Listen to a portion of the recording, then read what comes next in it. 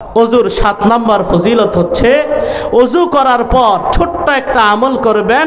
আল্লাহর নবীর ঘোষণা, তার জন্য জান্নাতের একটা নয়, দুইটা নয়, 8টা দরওয়াজা খুলে দেওয়া হয়। সুবহানাল্লাহ। তিরমিজি শরীফের 55 নম্বর হাদিস, নবীজি সাল্লাল্লাহু আলাইহি সাল্লাম বলেন, মান তাওয়াজ্জা ফা আহসানাল ওযুআ সুম্মা ক্বালা আশহাদু আন লা ইলাহা ইল্লাল্লাহ ওয়া আশহাদু আন্না মুহাম্মাদার রাসূলুল্লাহ।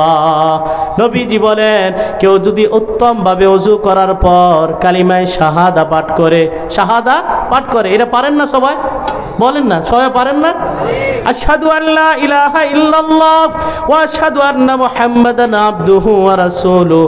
অবশ্য তিরমিজি শরীফে আরেকটা দোয়ার কথাও আছে, মুসলিম শরীফে এই দোয়ার কথাটা নাই। দোয়াটা কি? পারলে ওই দোয়াটাও পড়ে নেবেন। এই দোয়া পড়বেন, আল্লাহুম্মা জাআলনি মিনাত তাওয়াবিনা ওয়া জাআলনি মিনাল মুতাতাহহিরিন। নবীজি সাল্লাল্লাহু আলাইহি ওয়াসাল্লাম বলেন, এই ছোট্ট আমলটা কেউ যদি করে, ফুতিহাত লাহু আবওয়াবুল জান্নাতিস সামানিয়া, এই বান্দার জন্য জান্নাতের 8টা দরওয়াজা খুলে দেওয়া হয়। ইয়াদখুলু মিন আইয়িহা শাআ, জান্নাতে ঢুকতে 8টা দরওয়াজা তো লাগবে না, একটা দরওয়াজাই যথেষ্ট। 8টা কেন? বলে তার সম্মানে। সুবহানাল্লাহ।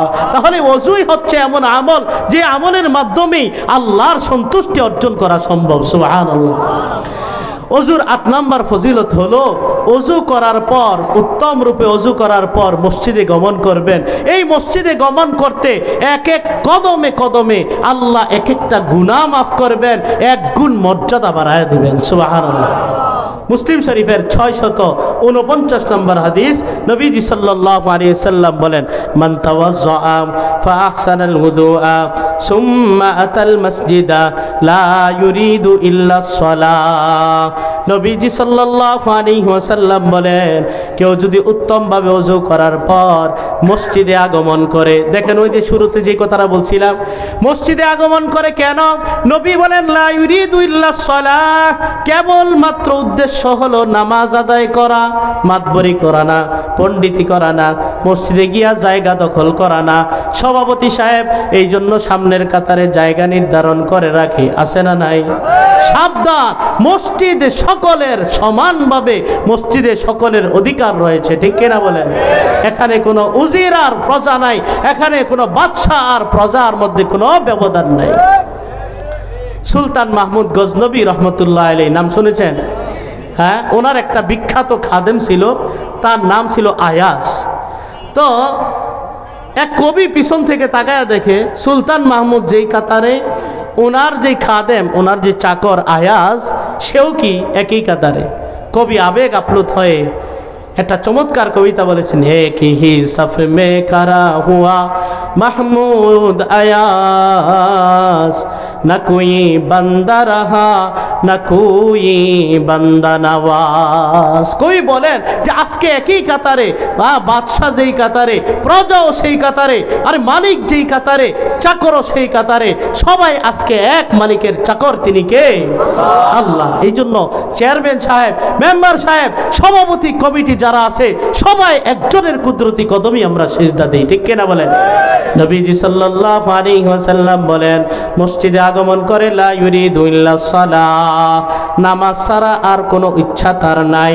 নবীজি সাল্লাল্লাহু আলাইহি ওয়াসাল্লাম বলেন, লাম ইয়াখতু খুতওয়াতান ইল্লা রাফাআহুল্লাহু বিহা দারাজা ওয়া হাত্তা আনহু বিহা খতিআ। বান্দা যখন এভাবে মসজিদে আগমন করে, এক এক কদমে আল্লাহ তার একটা গুনাহ মাফ করেন, 1 গুণ মর্যাদা বাড়ায় দেন। সুবহানাল্লাহ। এটা কতক্ষণ? হাত্তা ইয়াদখুলাল মাসজিদা, মসজিদে প্রবেশ করা পর্যন্ত। ফাইদা দাখালাল মসজিদ, এরপরে যখন মসজিদে প্রবেশ করে, কানা ফি সালাতিন মা দামাতিস সালাতু তাহবিসুহু, মসজিদে যখন বান্দা প্রবেশ করে, নবী বলেন যতক্ষণ পর্যন্ত নামাজের অপেক্ষায় থাকে, ততক্ষণ কেমন যেন সে নামাজের মধ্যেই আছে। সুবহানাল্লাহ। এই জন্য অনেক সময় আমরা আগে ভাগে মসজিদে যাই, কেন জানেন?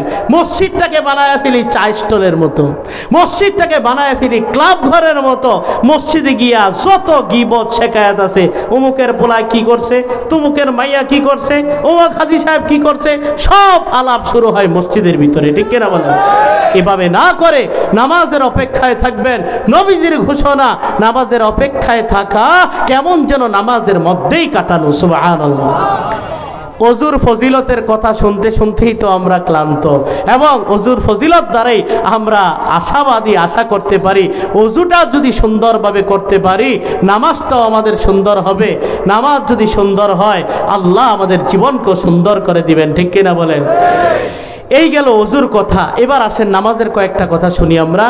নামাজের ব্যাপারে এক নাম্বার কথা হলো, নামাজ মানে হচ্ছে আল্লাহর সঙ্গে একান্ত আলাপচারিতায় লিপ্ত হওয়া। সুবহানাল্লাহ। নবীজি সাল্লাল্লাহু আলাইহি ওয়াসাল্লাম বলেন, ইদা সাল্লা আহাদুকুম ইউনাজি রাব্বা, তোমাদের কেউ যখন নামাজে দাঁড়ায় যায় সে কেমন যেন আল্লাহর সঙ্গে একান্ত আলাপচারিতায় লিপ্ত হয়ে যায়। সুবহানাল্লাহ। হযরত জিবরাইল আলাইহিস সালাতু ওয়াস সালাম আল্লাহর নবীকে জিজ্ঞাসা করেন, ওগো আল্লাহর রাসূল, মাল ইহসান, ইহসান কাকে বলে? নবী বলেন, আন তা'বুদাল্লাহ কাআন্নাকা তারাহ। ইহসান বলা হয় এমন ভাবে ইবাদত করা কেমন যেন তুমি আল্লাহকে দেখতেছো। সুবহানাল্লাহ। ফাইন লাম তাকুন তারাহু, আর যদি এতটুকু অনুভব করতে না পারো, এতটুকু কল্পনা যদি তোমার ভিতরে না আনতে পারো, এতটুকু ধারণা অবশ্যই বসিয়ে নাও, ফাইন্নাহু ইয়ারাকা, অবশ্যই আল্লাহ তোমাকে দেখতে পান, ঠিক কিনা বলেন?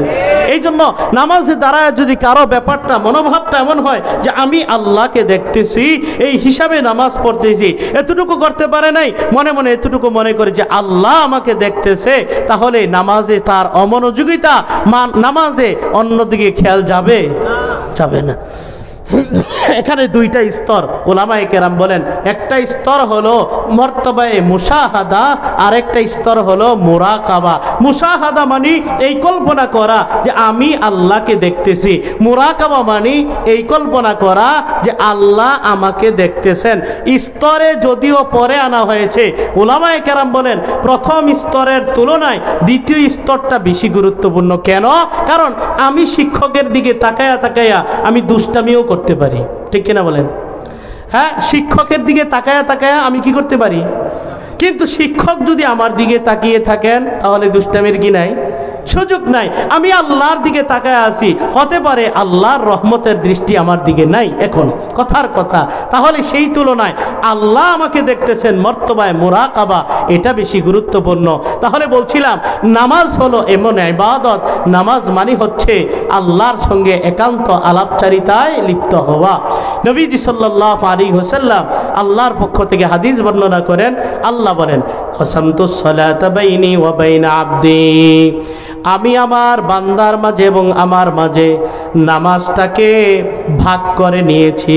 হ্যাঁ, নামাজটাকে ভাগ করে নিয়েছি। বান্দার মাঝে আর আমার মাঝে একটা লেনদেন হলো নামাজ পড়া।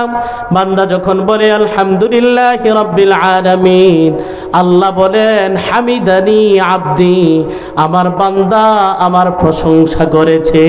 সুবহানাল্লাহ। ফাইদা ক্বালা আর রহমানির রহিম, বান্দা যখন বলে আর রহমানির রহিম, আল্লাহ বলেন আসনা আলাইয়া আব্দি, আমার বান্দা আমার গুণ কীর্তন করেছে। বান্দা যখন বলে মালিক ইয়াউমিদ্দিন, আল্লাহ বলেন মাজ্জাদানি আব্দি, আমার বান্দা আমার শ্রেষ্ঠত্ব বর্ণনা করেছে।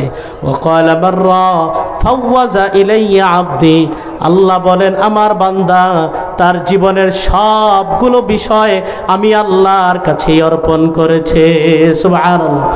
এরপরে যখন বান্দা বলে ইয়্যাকা না'বুদু ওয়া ইয়্যাকা নাস্তাঈন, আল্লাহ বলে হাযা বাইনি ওয়া বাইনা আবদি ওয়া লিআবদি মা সাআল, আল্লাহ বলেন এটা আমার মাঝে আর বান্দার মাঝে সম্পর্ক, আমি মাবুদ বান্দা আবেদ, আমি রব বান্দা গোলাম। সুবহানাল্লাহ। এরপরে আল্লাহ বলেন এই পর্যায়ে আমার বান্দা এসে আমার আমার বান্দা যা চাইবে আমি আল্লাহ তাকে তাই দান করব। সুবহানাল্লাহ।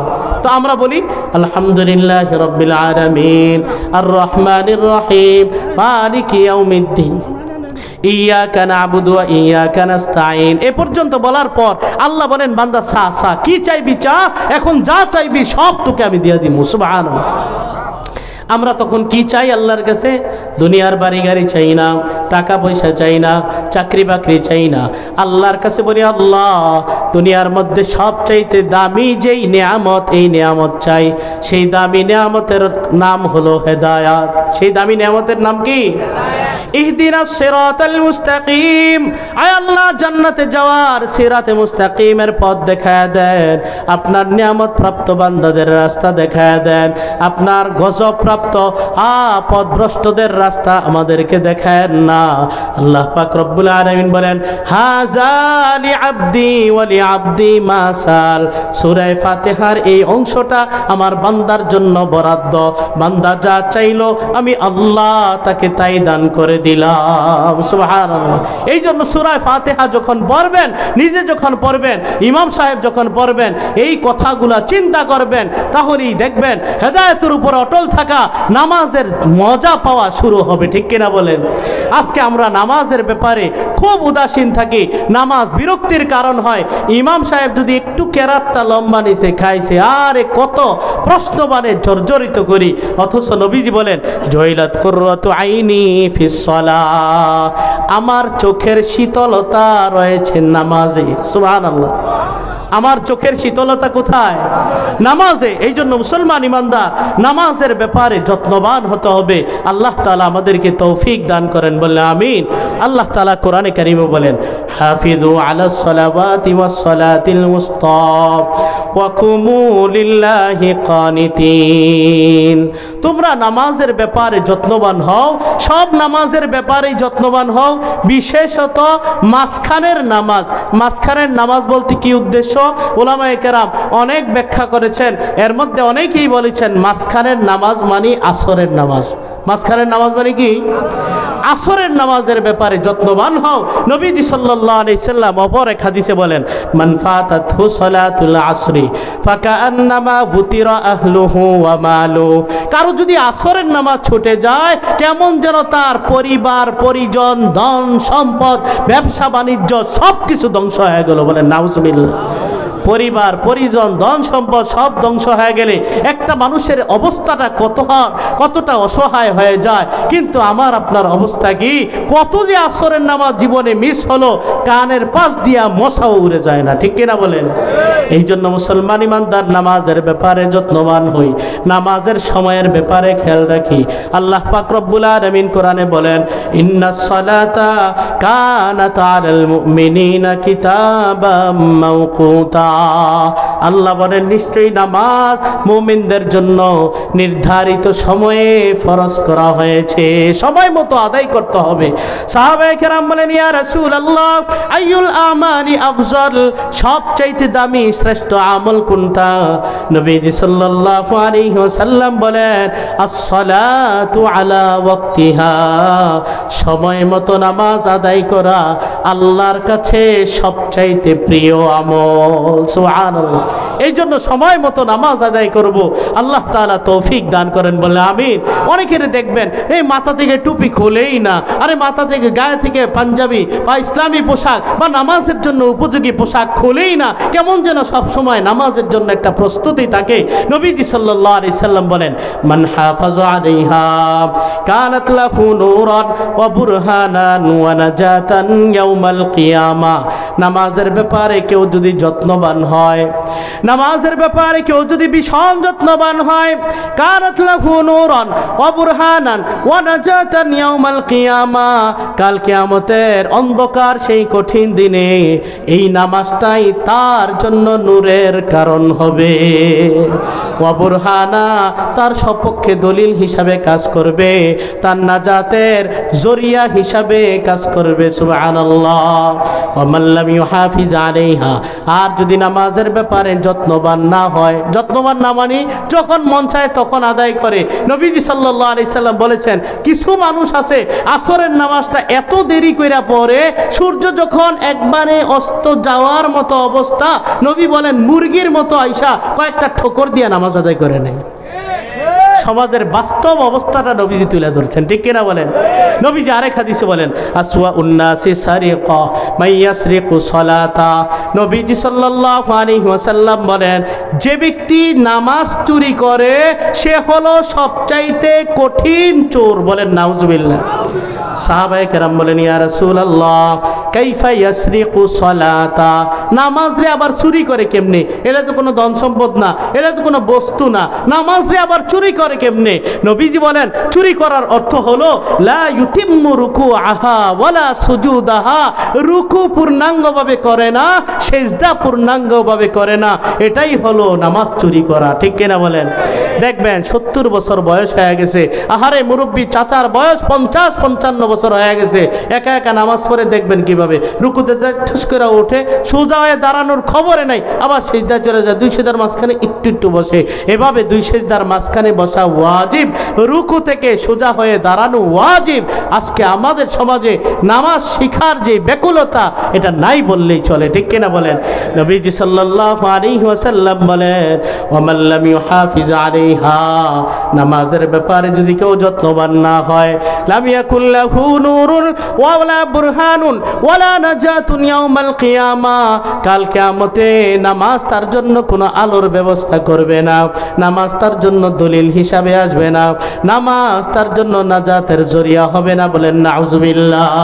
শুধু তাই নয়, ওয়া কানা ইয়াউমাল কিয়ামাতি মা ফিরআউন ওয়া হামান ওয়া কারুন ওয়া উবাই ইবনে খলফ, নবীজি সাল্লাল্লাহু আলাইহি ওয়াসাল্লাম বলেন যুগে যুগে যারা নামাজের বিরুদ্ধে অবস্থান নিয়েছিল, ফেরাউন, হামান, কারুন, উবাই ইবনে খলফের মতো চরম ইসলাম বিদ্বেষী, আল্লাহদ্রোহী, খোদাদ্রোহী ব্যক্তিদের সাথে আল্লাহর নবী বলেন এই ব্যক্তির হাসর হয়ে যাবে। বলেন নাউজুবিল্লাহ। আপনার যদি বলা হয় যে ফেরাউনের লগে 2টা রাত কাটাবেন, আমরা এই প্রস্তাবে রাজি হব জীবনে, যত কোটি টাকা দেওয়া হোক না কেন, ফেরাউনের মতো এত অভিশপ্ত ব্যক্তির সাথে আমরা থাকতে রাজি না, ঠিক কিনা বলেন? নবীজি বলেন নামাজের ব্যাপারে যত্নবান না হবা, নামাজের বিরুদ্ধে যুগে যুগে যারা অবস্থান নিয়েছিল তাদের সঙ্গে হাসর হয়ে যাবে। আল্লাহ হেফাজত করুন, বলে আমিন। নবীজি সাল্লাল্লাহু আলাইহি ওয়াসাল্লাম নামাজের ব্যাপারে এত এত কথা বলেছেন। মেরাজের কথা যেহেতু প্রসঙ্গক্রমে এসেছিল, সময়টাও মেরাজ নিয়ে আলোচনার সময়, এই জন্য নামাজ নামক ইবাদতটা এমন এক গুরুত্বপূর্ণ ইবাদত, এই ইবাদতটা আল্লাহ কোনো মাধ্যম ছাড়া, ভায়া ছাড়া স্বয়ং নবীকে দিয়েছেন। সুবহানাল্লাহ। দুনিয়ার মধ্যে যত বিধিবিধান আহকাম আমাদেরকে দিয়েছেন, সব কিছুর জন্য আল্লাহ জিবরাইল আলাইহিস সালামকে পাঠিয়েছেন। নামাজ এমন একটা ইবাদত, এই ইবাদতের জন্য আল্লাহ স্বয়ং তার নবীকে নিজের কাছে ডেকে নিয়েছেন। সুবহানাল্লাহ। নবীজি সাল্লাল্লাহু আলাইহি ওয়াসাল্লাম যখন আল্লাহর সঙ্গে সাক্ষাৎ করে ফিরছিলেন, হযরতে মূসা আলাইহিস সালাম বলেন মাফতারাজা রাব্বুকা আলা উম্মাতিকা, হে নবী মুহাম্মদ, আপনার রব আপনার উম্মতের উপরে কি বিধান দিয়েছেন? নবীজি সাল্লাল্লাহু আলাইহি ওয়াসাল্লাম বলেন ফারাজাল্লাহু আলা উম্মতি 50 সালাতা, আল্লাহ তাআলা আমার উম্মতের উপরে 50 ওয়াক্ত নামাজ ফরজ করেছেন। কয় ওয়াক্ত নামাজ? হযরতে মূসা খাইছে রে, কি কর? ইরজি ইলা রাব্বিকা ফাসআলহু তাখফিফা, যান যান আপনার রবের কাছে যান, গিয়া প্রস্তাব করেন একটু কমায় দিতে। দুনিয়ার মধ্যে আমি জাতি চালায় আইছি, বনি ইসরাইল জাতি, এত কঠিন জাতি, ওরে বাপ রে বাপ। ফাইন্না উম্মাতাকা লা তুতিকু যালিকা, আপনার উম্মত তো আরো দুর্বল উম্মত, বনি ইসরাইল তো অনেক শক্তিশালী ছিল, হ্যাঁ, আপনার উম্মত তো আরো দুর্বল, আপনার উম্মত 50 ওয়াক্ত নামাজ আদায় করতে পারবে না। যান যান আপনি আপনার রবের কাছে যান। নবীজি সাল্লাল্লাহু আলাইহি ওয়াসাল্লাম গেলেন, প্রস্তাব করলেন, নামাজ কিছু অংশ কমায়া দেওয়া হলো। আবার আসলেন, বললেন কমায়া দিছে, না পারবে না। ফাইন্না উম্মাতাকা লা তুতিকু যালিকা, আবার যান, নবী বলেন আমি আল্লাহর মাঝে আর মূসা আলাইহিস সালামের মাঝে আপ ডাউন করতে লাগলাম। বারবার যাওয়ার পর সর্বশেষ আছে মাত্র 5 ওয়াক্ত। হযরত মূসা আলাইহিস সালাম বলেন নবী আপনি তো নবী হয়েছেন বেশি দিন হয় নাই, আপনি উম্মত চালান নাই, উম্মত একটা চালায় আইছি। দুনিয়ার মানুষ কেমন হয় আমার জানা আছে, আপনার উম্মত 5 ওয়াক্ত পারবে না, যান যান আপনার আল্লাহর কাছে গিয়ে আরেকটু কমায় আনেন। নবীজি সাল্লাল্লাহু আলাইহি ওয়াসাল্লাম বলেন বারবার গেলাম, কয়েকবার গেলাম, সব সময় তো আল্লাহ কমায়া দিছেন। ইস্তাহিয়াইতু মির রব্বি, আমার যাইতে আর শরম করে, আর যাইতে পারি না, আমার শরম লাগে। এবার গেলে যদি পুরাটা রেখে দেন পরে কি নিয়ে যাবো দুনিয়াতে। এবার চূড়ান্ত সিদ্ধান্ত হয়ে গেল 5 ওয়াক্ত নামাজ এই উম্মতের জন্য ফরজ। হে দুনিয়ার মুসলমান, দুনিয়ার মধ্যে কোনো সম্ভ্রান্ত ব্যক্তি যখন ভুলে কোনো কথা বলে ফেলে, ভালো যদি হয় কথাটা সেটাই বাস্তবায়ন করার চেষ্টা করে, ঠিক কিনা বলেন? এক শুনছিলাম নরসিংদীর একজন বিশিষ্ট দানবীর আছে রায়পুর, আর আব্দুল কাদের মোল্লা সম্ভবত, তার ব্যাপারে শুনেছিলাম কোনো এক মাহফিলে গেছে, যাওয়ার পর ওয়াদা করেছে যে আমি এই মাদ্রাসায় 3 কোটি টাকা দান করব। কত? এখন ওনার পিএস বলে স্যার আপনি কি বলেন, আপনি না সিদ্ধান্ত নিয়েছিলেন 3 লাখ টাকা দিবেন। কয় আমি কি বলছি 3 লাখে তো বলছি না, আপনি সবার সামনে ঘোষণা করছেন 3 কোটি দিবেন। শোনা কথা, রেফারেন্স ভুলও হতে পারে, বলার উদ্দেশ্য উদাহরণ দেওয়া। তো তিনি বলছেন হ্যাঁ যা বলছি 3 কোটি টাকার কথাই বলছি। হ্যাঁ 3 কোটির কথাই বলছেন, ঠিক আছে, যেহেতু বলেই ফেলছি আমার কথার একটা দাম আছে, যাও এখানে 3 কোটি দিয়ে দেওয়া হলো। আল্লাহ তাআলা বলেন মা ইউবাদদালুল কাউলু লাদাইয়া, আমি যা বলি এর মধ্যে কোনো পরিবর্তন হয় না। দিয়েছিলেন কয় ওয়াক্ত? আল্লাহ পাক রব্বুল আলামিন বলেন নবী হিয়া খামসুন ওয়া হিয়া খামসুনা, দিয়েছিলাম 50 ওয়াক্ত, কমাইতে কমাইতে আছে 5 ওয়াক্ত। নবী আপনি আপনার উম্মতকে যা বলে এই 5 ওয়াক্ত নামাজ যদি কেউ সুন্দরভাবে আদায় করে আমি আল্লাহ তাকে 50 ওয়াক্তের সওয়াব দান করব। সুবহানাল্লাহ। নবীজি সাল্লাল্লাহু আলাইহি ওয়াসাল্লাম বলেন আল্লাহ কি সুন্দরভাবে 5 ওয়াক্ত নামাজের সেটিং দিলেন। চাইলে পারতেন আল্লাহ একসাথে সবগুলা নামাজ আদায় করে নিবে। তোমাদের এই বিধান যে একসাথে 5 ওয়াক্ত নামাজ 17 রাকাত নামাজ। কত রাকাত? ফজরের 2 রাকাত, জোহরের 4 রাকাত, আসরের 4 রাকাত, মাগরিবের 3 রাকাত, এশার কয় রাকাত? 4 রাকাত। এভাবে 17 রাকাত নামাজ একসাথে পড়ে নিবে। আল্লাহ এভাবে চাইলে পারতেন কি পারতেন না? কিন্তু এভাবে করলেন না কেন? আল্লাহ চান বান্দা প্রতিটা সময়, দিনের প্রত্যেকটা সময় আল্লাহর সাথে বান্দার সম্পর্ক অটুট থাকুক। সুবহানাল্লাহ। আল্লাহ চান বান্দা 2 নামাজের গ্যাপ দিয়া যে সমস্যাগুলো করবে পরের নামাজ আদায়ের মাধ্যমে আগের সমস্যাগুলো সমাধান হয়ে যাবে। সুবহানাল্লাহ। এই জন্য নবীজি সাল্লাল্লাহু আলাইহি সাল্লাম বলেন হে আমার সাহাবীরা রাআইতুম লাউ আন্না নাহরান বিবাবি আহাদিকুম ইয়াতাসিলু ফীহি 5 মিরার, তোমাদের কারো বাড়ির সামনে যদি একটা পুকুর থাকে, একটা ডোবা থাকে, একটা নালা থাকে, এই নালার মধ্যে যদি দৈনিক 5 বার গোসল করে, কয়বার গোসল? হাল ইয়াবকা মিন দারানিহি শাইই, বলো তো ওই লোকটার দেহের মধ্যে কোনো ময়লা থাকবে? বলেন না, কোনো ময়লা থাকবে? গোসল করছে কয়বার? নবীজি সাল্লাল্লাহু আলাইহি ওয়াসাল্লাম বলেন ফাযালিকা মিসলুস সালাওয়াতিল খামসি ইয়ামহুল্লাহু বিহিন্নাল খাতায়া, 5 ওয়াক্ত নামাজ হলো সেই ডোবার মতো, সেই পুকুরের মতো। 5 বার গোসল করলে যেমনি ভাবে কোনো ধরনের ময়লা আবর্জনা থাকতে পারে না, 5 ওয়াক্ত নামাজ যদি কেউ সুন্দরভাবে আদায় করে তার দেহের মধ্যে গুনাহের কোনো ময়লা থাকতে পারে না। সুবহানাল্লাহ। এই জন্য আরেক হাদিসের মধ্যে নবীজি সাল্লাল্লাহু আলাইহি ওয়াসাল্লাম বলেন তাহতারিকুনা তাহতারিকুনা, তোমরা গুনার আগুনে জ্বলতেই থাকো, পড়তেই থাকো। হে দুনিয়ার মানুষ, তোমরা গুনাহ কইরা অভ্যস্ত, গুনাহ করতেই থাকো, করতেই থাকো। ফাইদা সাল্লাইতুমুল ফজর, ফজর নামাজটা যখন আদায় করো, গসালাতহা, এই নামাজ গুনাহের সবগুলা দাগ ধুয়ে মুছে সাফ করে দেয়।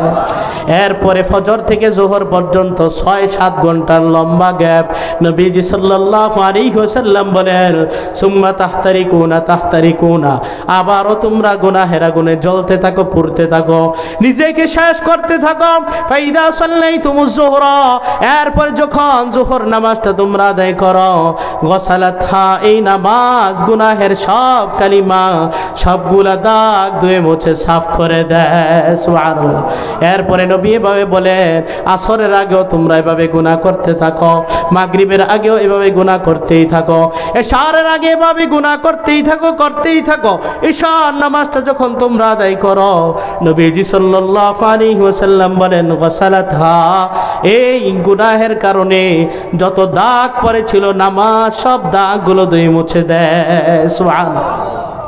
সুম্মা তানামুনা লা ইউকতাবু আলাইকুম, এরপরে তোমরা নিষ্পাপ মাসুম বাচ্চার মতো ঘুমায়া থাকো, তোমাদের বিরুদ্ধে আর কোনো গুনাহ লেখা হয় না। সুবহানাল্লাহ। নামাজটাকে এভাবে ভিন্ন ভিন্ন সময়ে দেওয়ার আরেকটা হিকমত কি? নবীজি সাল্লাল্লাহু আলাইহি ওয়াসাল্লাম বলেন, ইয়াতাআকাবুনা ফীকুম মালাইকাতুন বিল-লাইলি ওয়া মালাইকাতুন বিন-নাহার। নবীজি সাল্লাল্লাহু আলাইহি ওয়াসাল্লাম বলেন, আল্লাহর যেই ফেরেশতারা আছে, ফেরেশতারা ডিউটি করে দিনে এবং রাতে। ফেরেশতারা কি করে? পর্যায়ক্রমে ডিউটি করে। ওয়াজতামিউনা ফি সালাতিল ফজর ওয়া সালাতিল আসরি, ডিউটি করতে করতে ফজরের নামাজে এবং আসরের নামাজে তারা মিলিত হয়। এরপরে যেই ফেরেশতারা রাতের বেলা ডিউটি করে, এই ফেরেশতারা যখন আল্লাহর কাছে যায়, আল্লাহ পাক রব্বুল আলামিন ফেরেশতাদেরকে বলেন, ও ফেরেশতারা, কাইফা তারাকতুম ইবাদি, আমার বান্দাদেরকে দুনিয়ায় কেমনে রাইখে আইছো, কি অবস্থায় দেখে আইছো? ফেরেশতারা আল্লাহরে কয় কি জানেন? আতাইনাহুম ওয়া হুম ইউসাল্লুনা তারাকনাহুম ওয়া হুম ইউসাল্লুনা, আল্লাহ দুনিয়ায় যখন গেলাম তখনও দেখি নামাজ পড়ে, যখন আসলাম তখনও দেখি নামাজ পড়ে। সুবহানাল্লাহ। তো এগুলা যদি একসাথে আদায় করা হইতো তাহলে কি এটা হইতো? হ্যাঁ, এই জন্য আল্লাহ পাক রব্বুল আলামিন নামাজের এই ব্যবস্থাটা সময়গুলোকে এভাবে ভাগ করে দিয়েছেন। আল্লাহ পাক রব্বুল আলামিন যেই কথাগুলো বললাম, এই কথাগুলো সার কথা হচ্ছে, জান্নাতে যাওয়ার চাবি হলো নামাজ। কি বলেন? জান্নাতে যাওয়ার চাবি কি? নামাজ। নামাজের চাবি হলো ওযু। ওযু সুন্দর হবে, নামাজ সুন্দর হবে, নামাজ সুন্দর হবে, আমাদের জীবন সুন্দর হয়ে যাবে। আল্লাহ পাক রব্বুল আলামিন আমাদের সকলকে নামাজ সুন্দর করে আমাদের জীবনটাকে সুন্দর সুশৃঙ্খল করার তৌফিক দান করেন। ওয়া আখিরু দাওয়ানা আলহামদুলিল্লাহি রাব্বিল আলামিন।